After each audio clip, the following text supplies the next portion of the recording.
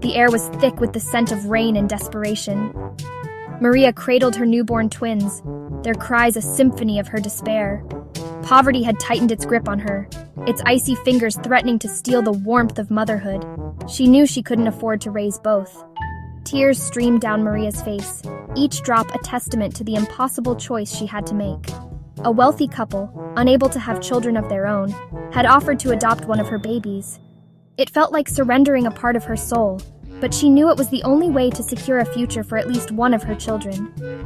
She kissed her son, a small red mark, identical to her own, hidden beneath his shock of black hair. It was a symbol of their bond, a mark etched by fate.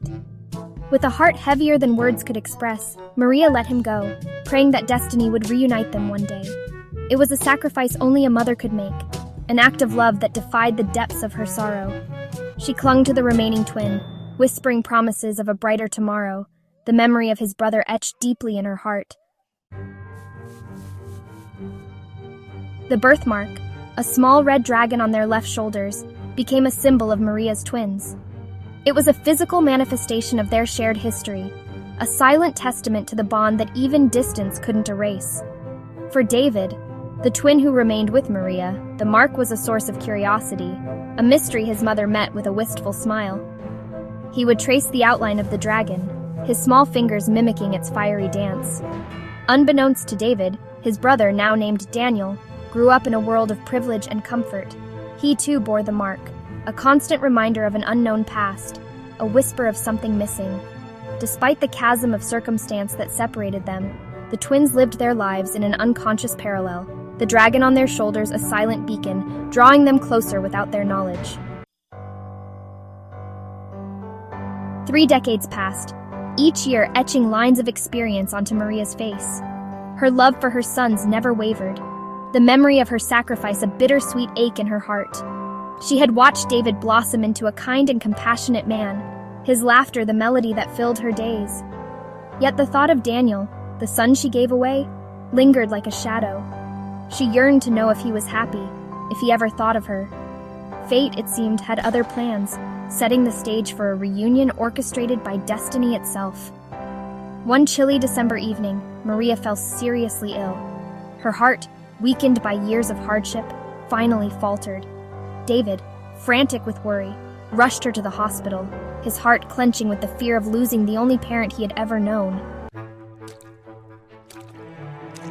The sterile white walls of the hospital seemed to amplify David's anxiety. He paced the waiting room, his prayers a desperate plea for his mother's recovery. Time seemed to stretch on, each tick of the clock a hammer blow to his frayed nerves. Finally, a doctor emerged, his face etched with concern but a glimmer of hope in his eyes. David hung on to his every word, desperate for reassurance. As the doctor spoke, David couldn't shake the feeling that there was something oddly familiar about him. Perhaps it was the weariness in his eyes, a reflection of David's own fear. Or maybe it was the way his brow furrowed with concern, a gesture that mirrored David's own anxieties. It was then that the doctor shifted, his shirt collar slipping slightly to reveal a familiar mark on his shoulder, the red dragon. David's breath caught in his throat. It couldn't be, could it? Was this a cruel trick of his imagination, fueled by years of wondering about his lost twin? He stared at the mark, his heart pounding a frantic rhythm against his ribs.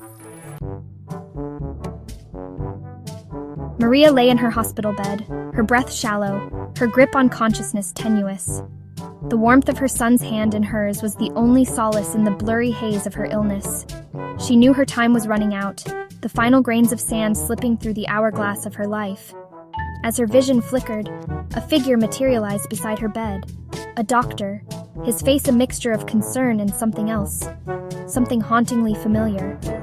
She focused with all her might, her gaze drawn to a mark on his shoulder, a mark that mirrored her own, a mark she knew belonged to the son she had given away.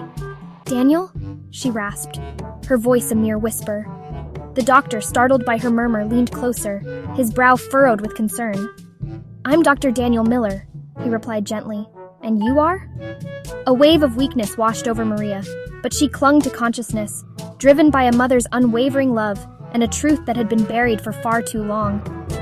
"Daniel, my son," she whispered, her voice trembling. "Don't you recognize me?" The doctor, Daniel, was taken aback by the woman's words.